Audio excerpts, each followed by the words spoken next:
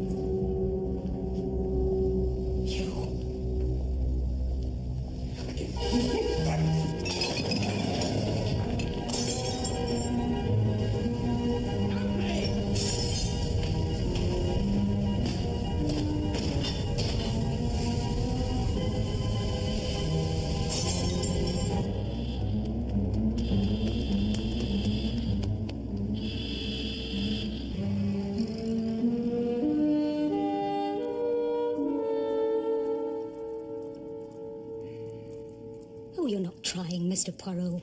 Miss Lemon, I am aware that you are fully qualified in the practice of the hypnotics. I do not dismiss that, but, you know, with a person whose character is so forceful and whose intellect is so powerful... But think how useful it'd be to you in your investigations. Very well, if it will please you. Proceed.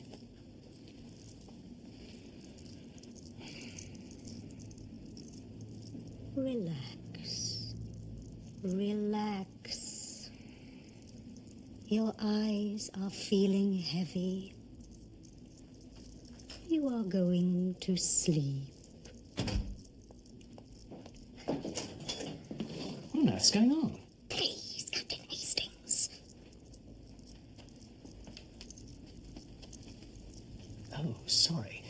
I just wanted to know what time you wanted to leave in the morning for the captain's plate at Abbott's Cross. Mr. Poirot didn't tell me about that. I did tell you, Miss Lemon. You simply forgot to enter it. Mr. Poirot, I am trying to be helpful. Miss Lemon, I am very grateful to you, but really I have no need of the hypnotics. I prefer to use my little grey self. Hastings, thank you for coming. I thought we might make an early start in the morning. What's this captain's plate? Well, it's a golf trophy, of course. A 2-day event. A friend of mine, Charles Leveson, has invited me to partner him.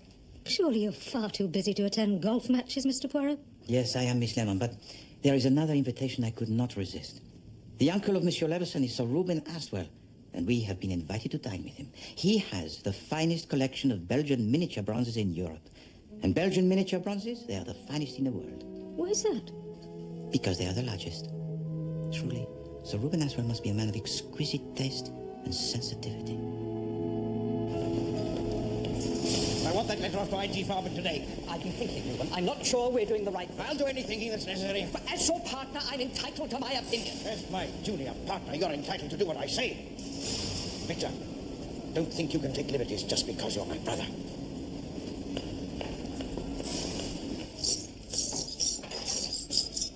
Well, this is a right mess. Nick. I'm afraid so. Don't tell me it was an accident, more like damn carelessness. No, sir. It wasn't an accident. Are you sure it was him? There's no question, Sir Reuben. I saw his face quite clearly. Did we know what he was after? Yes, I put it in your brother's office.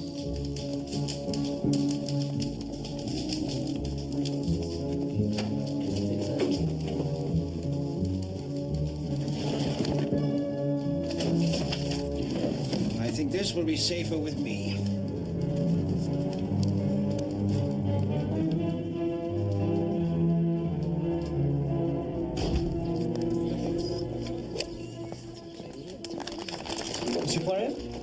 Poirot, room 12. Mr. Hastings, room 13. Sure. Yes, please. Thank you, sir.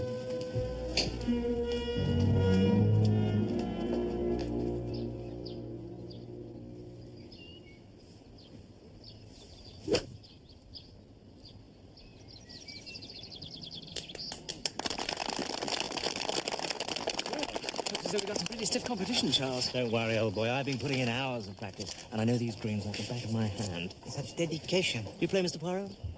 Rarely, Monsieur Leveson. I must confess I owe my presence here more to art than to sport. Charles, here I am. Good luck. Thanks, Lily.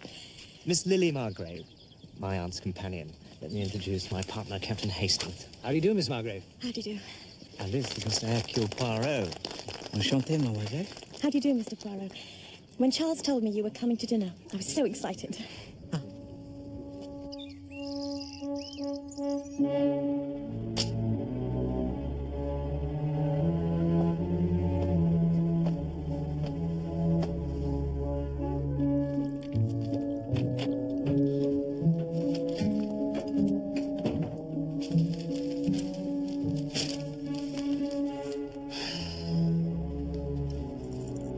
Did the fire cause much damage then? Nothing that can't be repaired. I've got Trefusis coming down this weekend to discuss what needs to be done. He's staying for dinner. We've already got dinner guests. Well, that's damned inconvenient. I did tell you. They're friends of Charles. Charles takes too much for granted.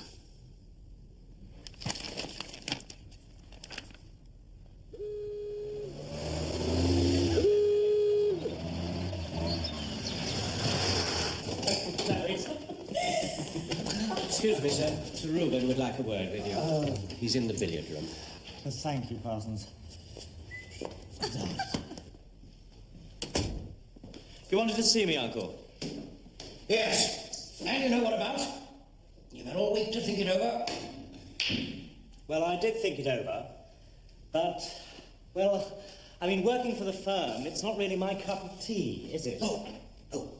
And what exactly is your cup of tea? Well, actually, I had some idea of becoming a golf professional. Playing golf?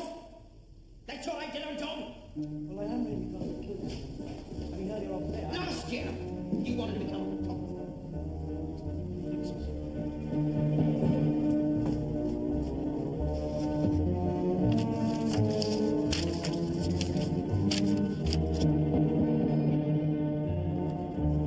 But if you'd loaned me the money in the first place, You have had all the money you're going to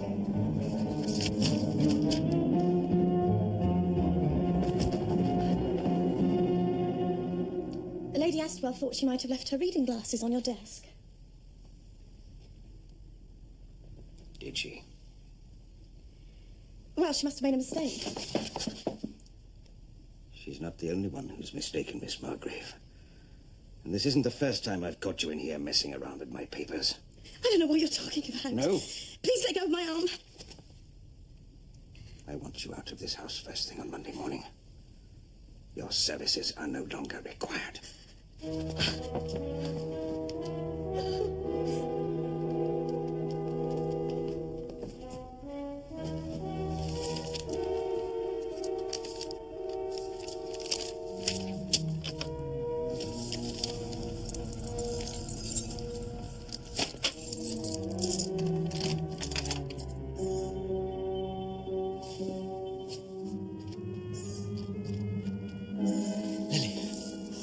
Over here.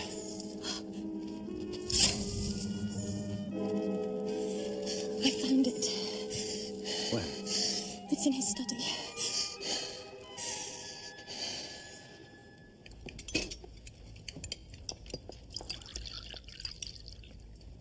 War, Poirot. That's what I said. And war is what I mean. And it's coming soon, you mark my words. With anyone in particular, Sir Reuben? Germany, of course. They're rearming. They've remilitarized the Rhineland. They'll be all over Europe before you know it. Probably start with your place, Belgium. Shouldn't take them long. You will forgive me, Sir Reuben, if I do not view the prospect with such sang-froid. I myself have experienced at first hand the horror and destruction of war with Germany. Well, I'm not saying that war is a nice business, but business it is. War and chemicals go hand in glove. There are more important things than business. Business will not be the only beneficiary. Think of the great strides that science will make. New fuels, new alloys. And it'll do wonders for the economy. Do you know how many unemployed we have today? More than 1 million. More than 1 million scrounging on the dole. War seems a pretty drastic solution. I think I agree with Victor. Yes, well, you would, Nancy. Never could face facts. Always the great actress.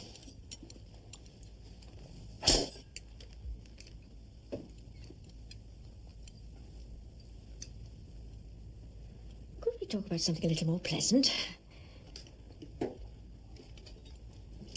Exquisite. Parfait. Oh, mon Dieu. Hastings, this is undoubtedly the work of Auguste Clouet. And Auguste Clouet, he is one of the finest craftsmen in Liège. Fascinating. Oh, magnifique.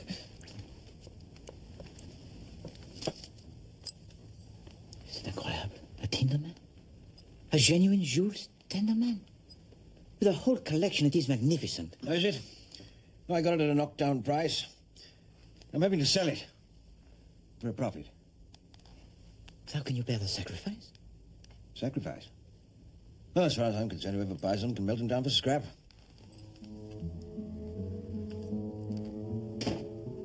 Never, Hastings.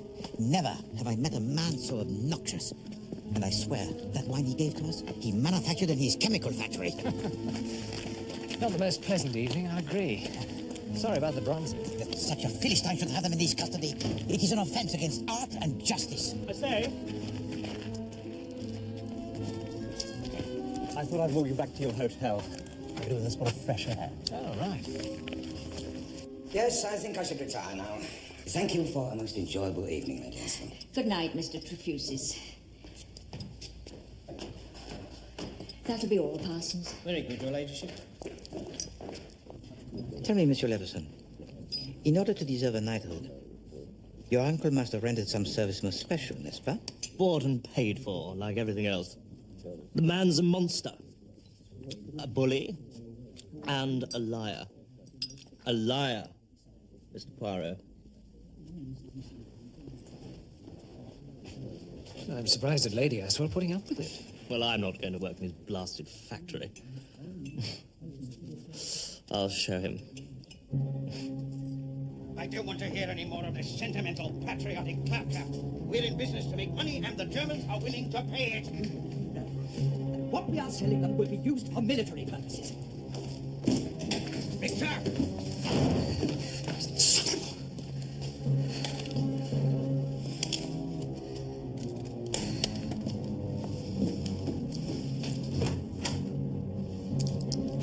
About Lily. I've told you, Nancy, she's going, and that's all there is to it. Don't I have any say in the matter? A 10 a penny. You can get another one.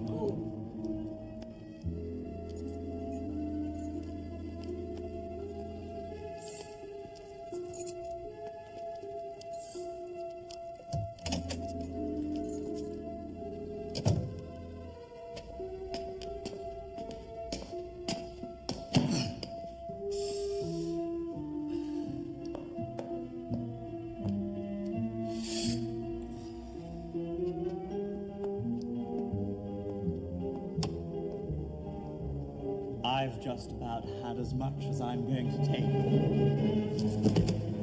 My God! No harm done. Good night.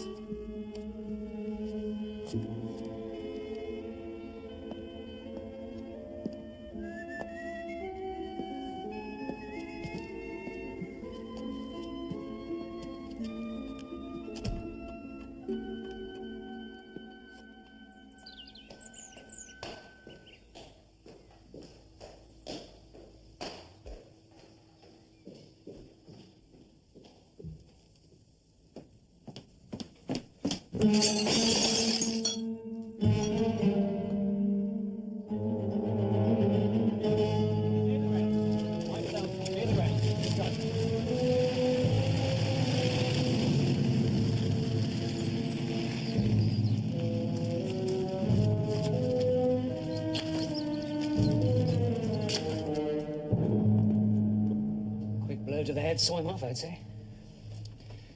There's the murder weapon.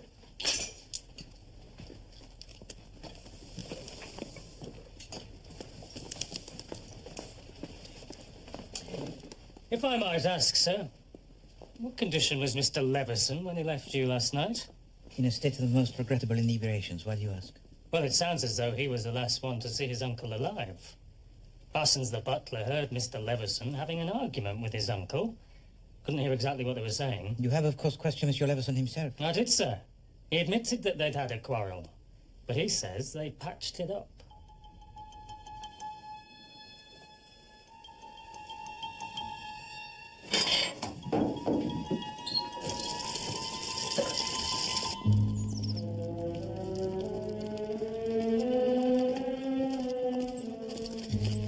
Well, I suppose I can say goodbye to the golf tournament. It would be indecent to do otherwise.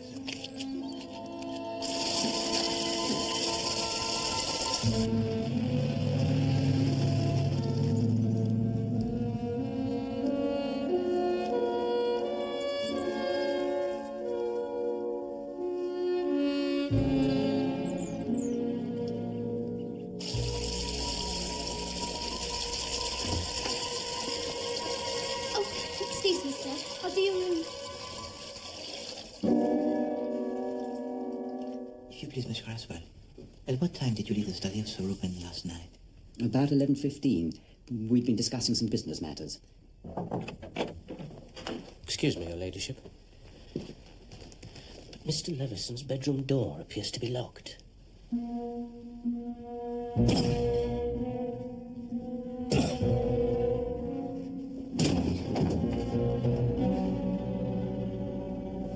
He's run for it. He can't have got far. Right, in the cars!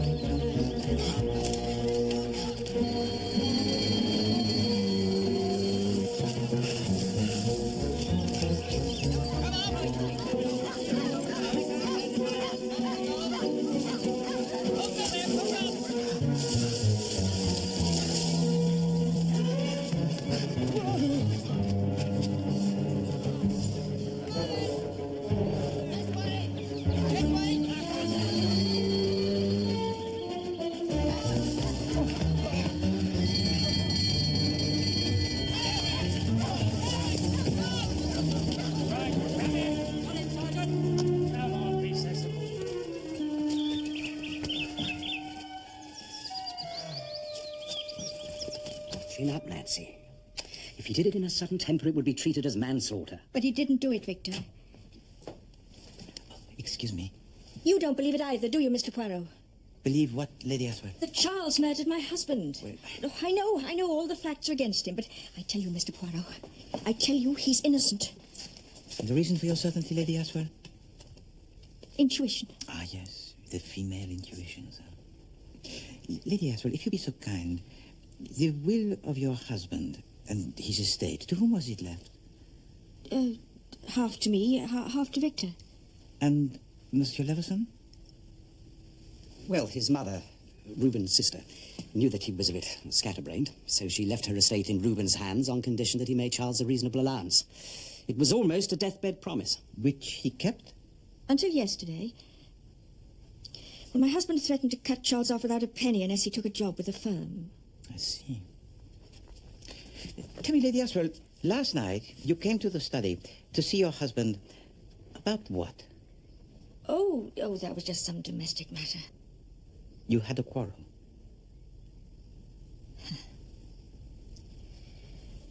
He was making the most absurd allegations against Lily, accusing her of interfering with his private papers, spying. Lily's a dear girl. I regard her as I would a favourite niece. Charles is very fond of her. You know, she came with excellent references. Might I see these references? Is that really necessary? Just to satisfy my curiosity.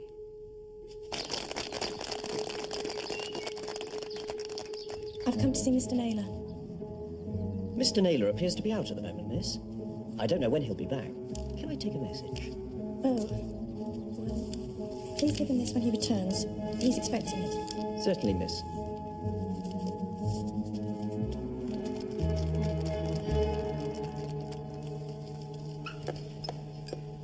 I don't know what things are coming to, Gladys. Policemen and detectives all over the place.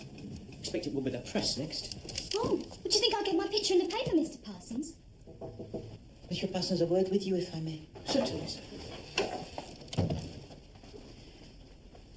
Excuse me. Monsieur Parsons, I understand that last night you heard Monsieur Leveson having the arguments with Sir Reuben. Yes, sir. I heard him cry out. Then there was a heavy thud, and Mr. Leveson shouted, "My God." Did you try to ascertain the reason for this disturbance? I did, sir. I went out of my room and listened at the foot of the back stairs. I heard Mr. Leveson call out, "No harm done," and then he went off, whistling, as cheery as you like, sir. Ow! What have you done now, girl? Cut myself. There's a bit of metal sticking out of the table. Allow me, mademoiselle.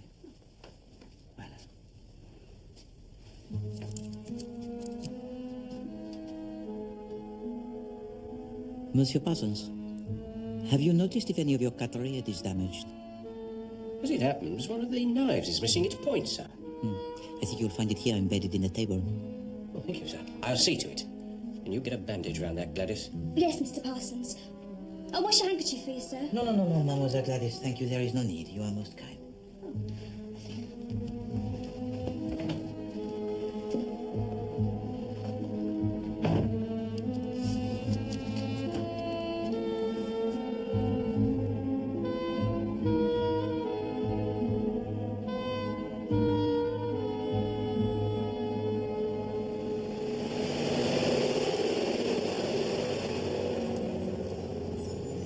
Your business discussion last night with Sir Reuben, your brother, it was friendly? Why should it have been otherwise? Because I detected at the dinner table a certain tension. Yes, well, we did have a disagreement. A quarrel? I wouldn't call it that. A heated argument. It was over this. We have developed a synthetic rubber, Astoprene. Remarkable stuff, made from oil. Amazing properties.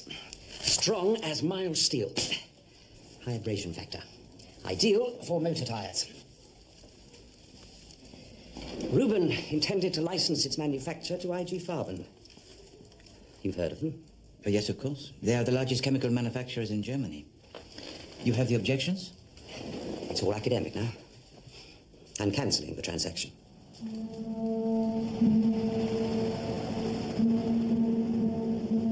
I will be with you in just a moment, Monsieur Poirot. Please, Monsieur Trofusis, do not hurry yourself. We both know how important it is to weigh things most carefully, huh?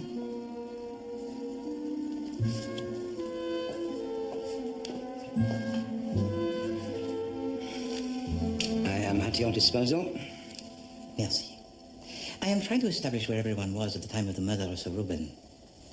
I was sound asleep in bed. I retired shortly after you left. And you departed early in the morning? Yes, before breakfast.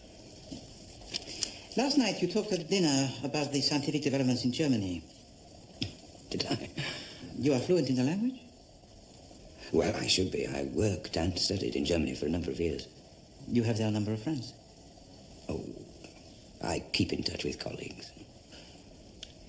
Well, if you have no further questions, Monsieur Poirot. Thank you, Monsieur Trofusis. I am very sorry to have disturbed you. A vintage year, you would say?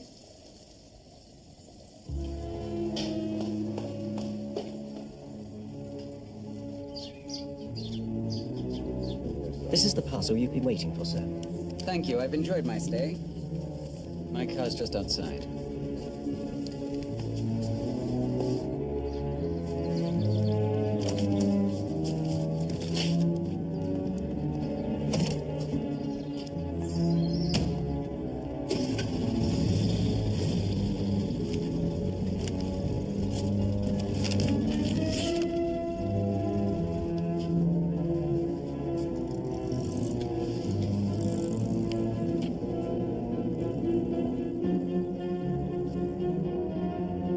Exhibition Road, London.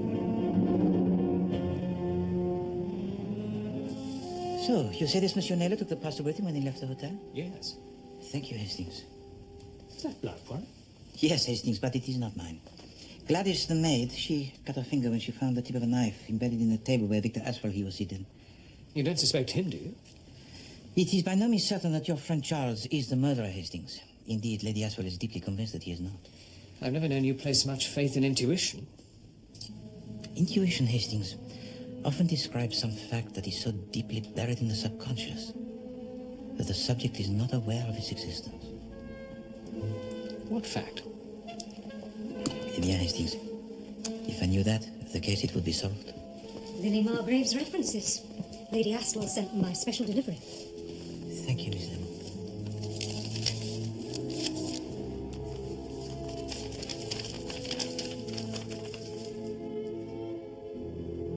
It is indeed most fulsome in its praises. Certainement, that is the crest of the noble Duchess of Perthshire.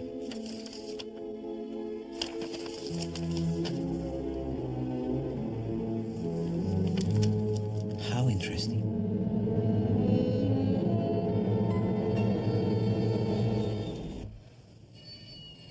Tell the truth, Charles.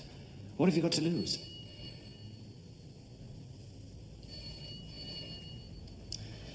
Oh. When I arrived back from the golf club, I went up to his study. I was in a bit of a temper, and I wanted to have it out with the old devil. I went into his study, and he was sitting at his desk. Well, at least that's how it looked. As much as I'm going to take of you, you swine. Do you hear? Oh. Don't like it when someone stands up to you, do you? Like it when someone stands up to you, do you? Nothing to say. God! So when you found him, Monsieur Aswell was in fact already dead. But why on earth did you make a run for it? Well, when the maid saw the blood, I just panicked. You see, I knew you wouldn't believe me. I mean, who would? Poirot might.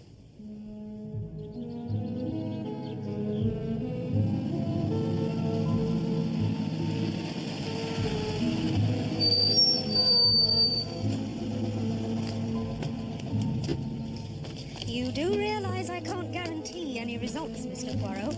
I have the most complete faith in you, Miss Lemon. You are sleepy. Very sleepy. Your eyelids are heavy. They are closing. This really is quite absurd. Relax. You are going to sleep.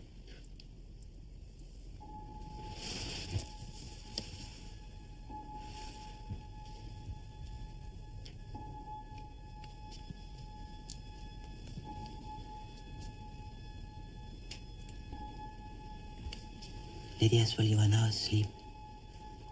You can hear me, and you can answer my questions. I can hear you. I can answer your questions. It is the night of the murder. You are seated at the dining table. Describe to me what you saw and what you felt. I'm in great distress. Worried about Lily. Victor's looking at Reuben in an angry way. Tell me about Victor. Such a dear man. We love each other very much.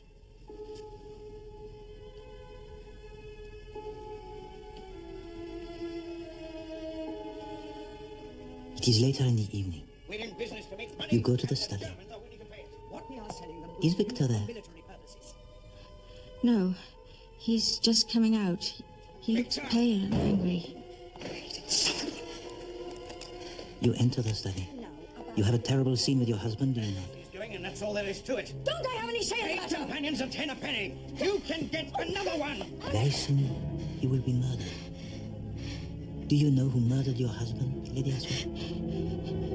wasn't Charles. How do you know? Because of the curtain. Don't I have any say in the matter? Paid companions at 10 a penny. What about the curtain? It was a shape. A shape? The... Is there someone behind the curtain? Who is behind the curtain, Lady Aswell? Really, Mr. Poirot, this has gone on long enough. S'il vous plaît, mademoiselle. She's in distress. Can't you see that? Lady Aswell, the curtain. Is there someone behind the curtain? Oh, it's too late. She's coming out of it. I've been having a nap. That's it. Just a little nap. Did I say anything? Not as much as I could have wished.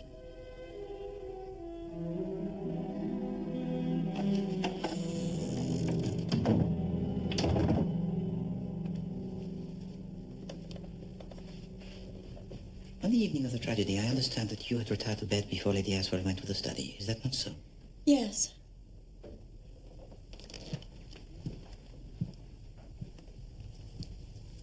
Did you by any chance leave your room again? No. Did you go into the study at any time during the evening? No. Not at any time. How curious. In what way, Mr. Poirot? As I recall that evening, you wore a dress of green chiffon. Such a pity it has been torn. Where did you find that? Did you go into the study again after dinner? No. Yes. I may have. Yes, I remember now. I was in the study the previous evening, and I was wearing the same dress. The same dress? How sad that you appear to have spilled onto it some of Sir Reuben's most excellent wine. Or is it blood?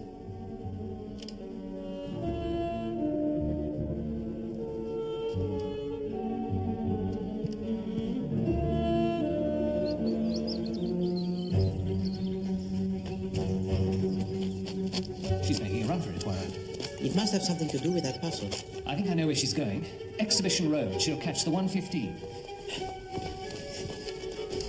You're sure of the timetable, Hastings? Absolutely positive. Boom. Then we have just the time. But you must drive like the winds. I'm depending on you to navigate.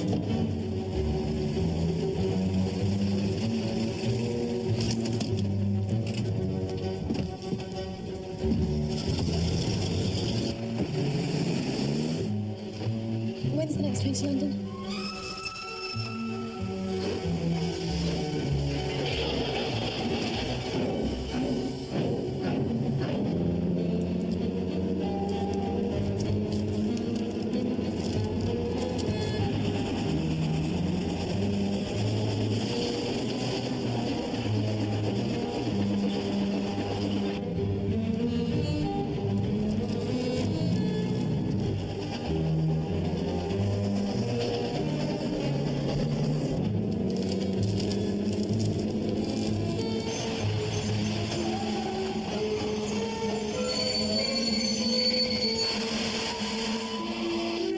Exhibition Road, please.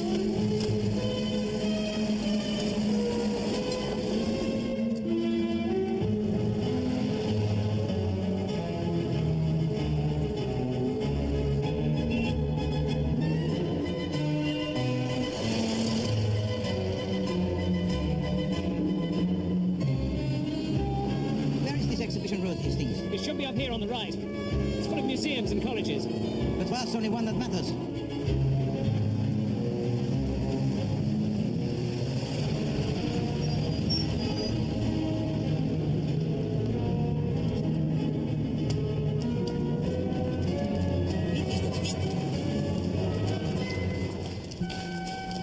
A hurried departure, Mademoiselle Magrave. If that is indeed your name.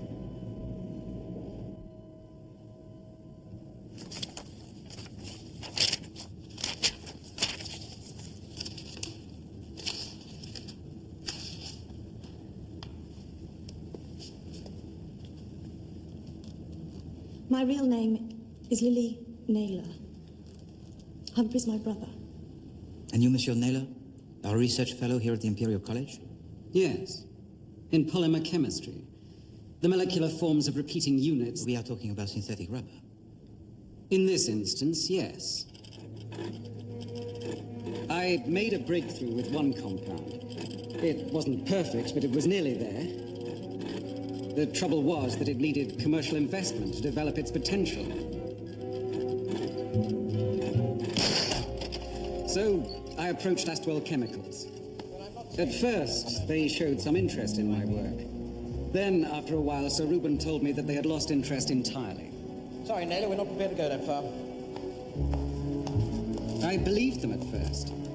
Then, my suspicions became aroused by odd little reports in scientific journals.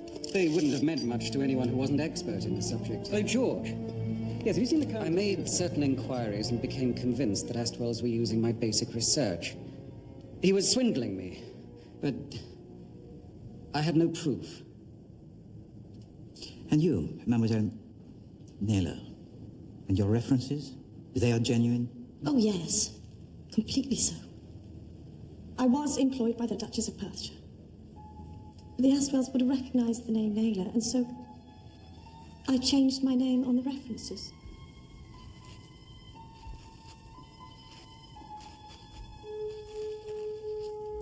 And by this subterfuge, you were able to obtain the Estoprint file?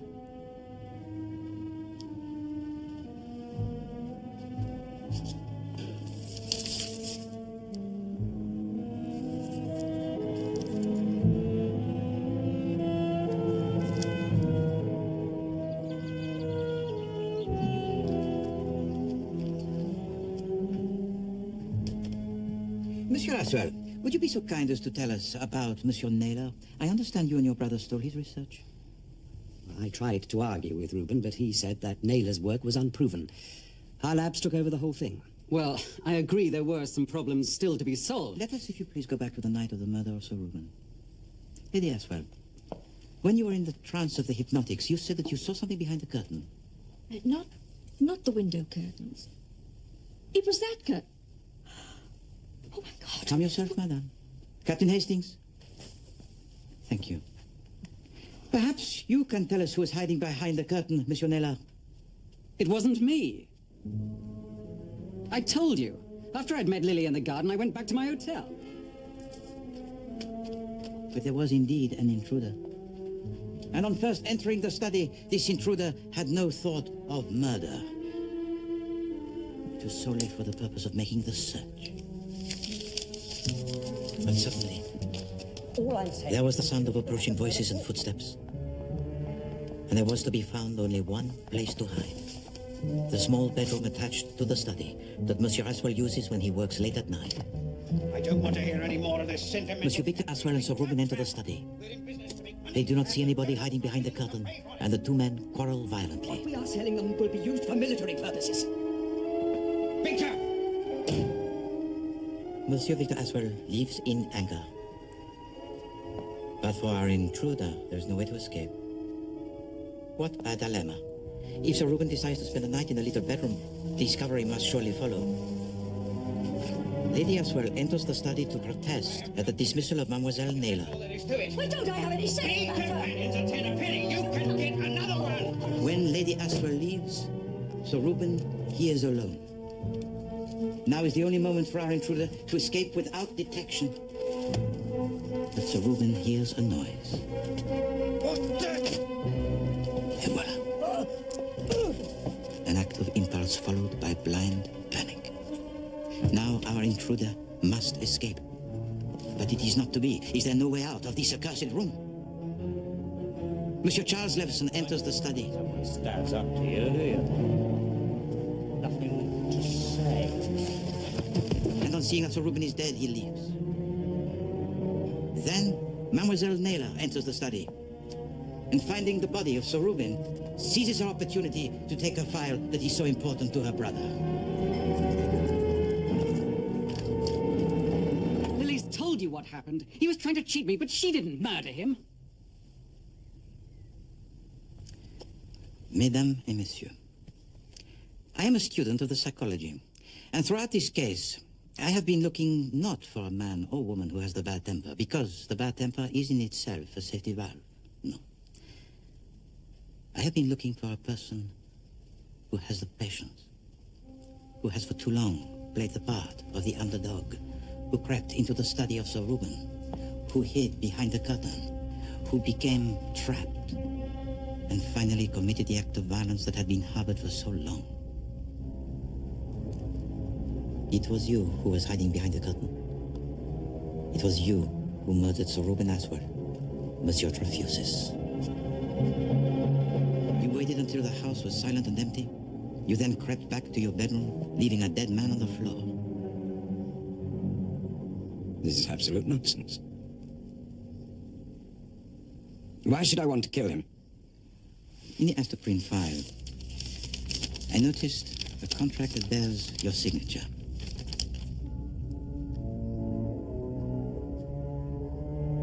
It would appear that you were instrumental in the development of the invention by Monsieur Naylor.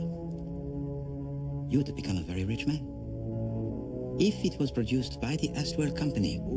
But if the process was to be licensed elsewhere, as it was told to you by your German colleagues, of what value then would be your contract?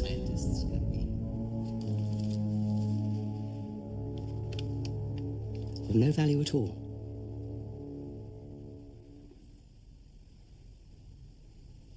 He was a bully, a liar, and a swindler. I think there will be few people who would disagree with your analysis of the character of Sir Reuben.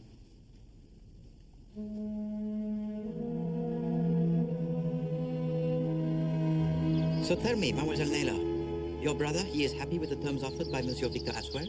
Well, they really are quite generous.